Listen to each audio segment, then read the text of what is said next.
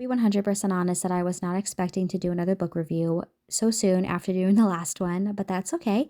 So today I'm going to be doing a book review on the book The Iron King. So this is the first book in what is apparently a four, potentially five book series. As you can tell from the top there, it said the new Iron Fae book, The Iron Raven.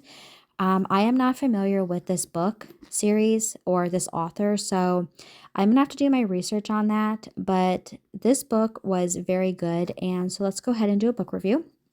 So, this book is classified as a young adult fantasy, and I would definitely say that's true, but I would also add a little bit of mystery into this because I was trying to figure out what in the heck was going on. Like, what is the outcome of this going to be? And I'm going to be honest, I was a little scared that the outcome that happened was not going to happen. I'll just say it that way. Got a little worried.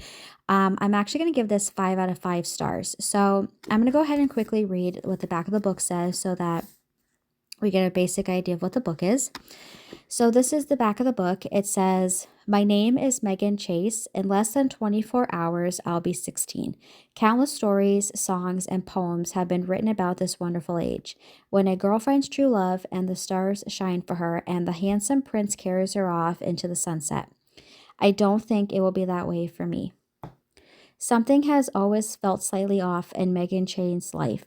Ever since her father's disappearance when she was 6, 10 years later, her little brother goes missing. Megan learns the truth. She is the secret daughter of a mythical fairy king and a pawn in a deadly war. Now Megan will learn just how far she'll go to save someone she loves, to stop a mysterious evil no fairy creature dare face, and to find love with a young prince who might rather see her dead than let her touch his icy heart." So this book, basically, in my personal opinion, had the vibe of Narnia mixed with, if you've ever seen the movie The Spiderwick Chronicles, my grandmother, she loves that movie.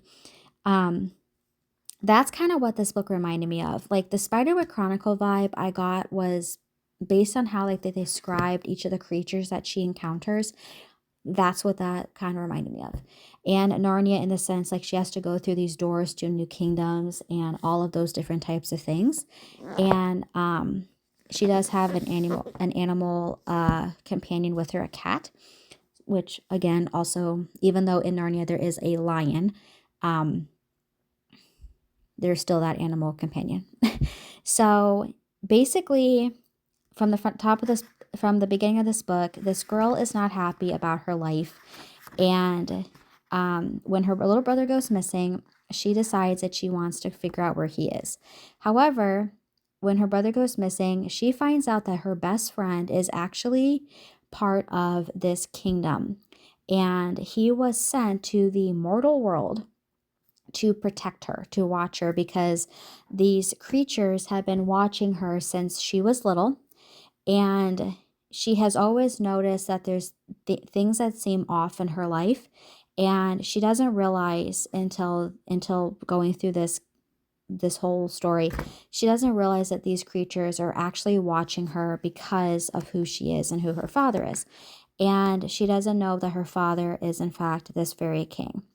So throughout this whole book, she basically has to make bargains. She has to figure out how she's going to save her little brother. Just when she thinks she knows where her little brother is, it turns out that she doesn't.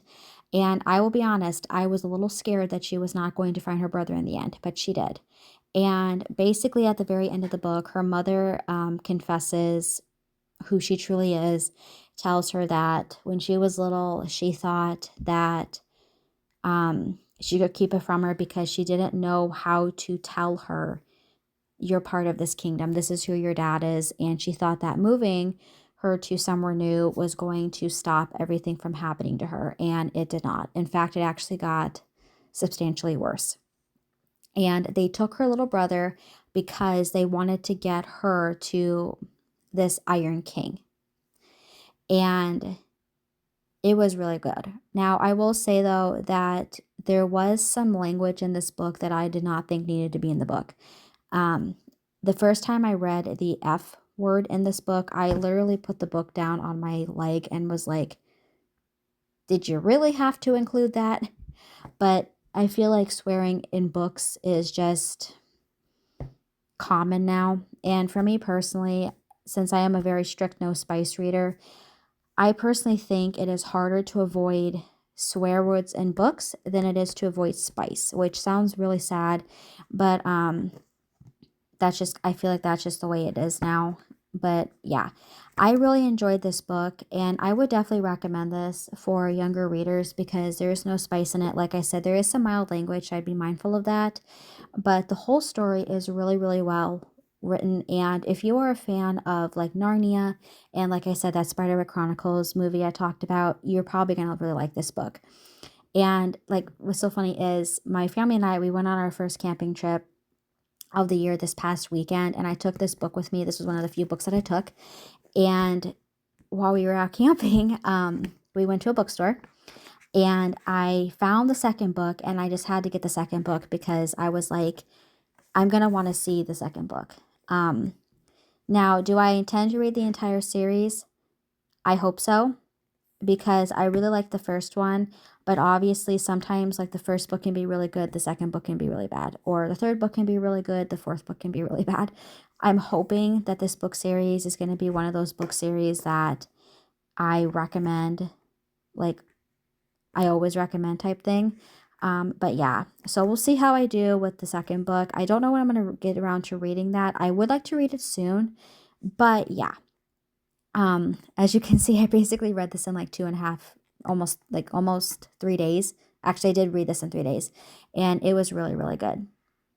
So I would definitely recommend this.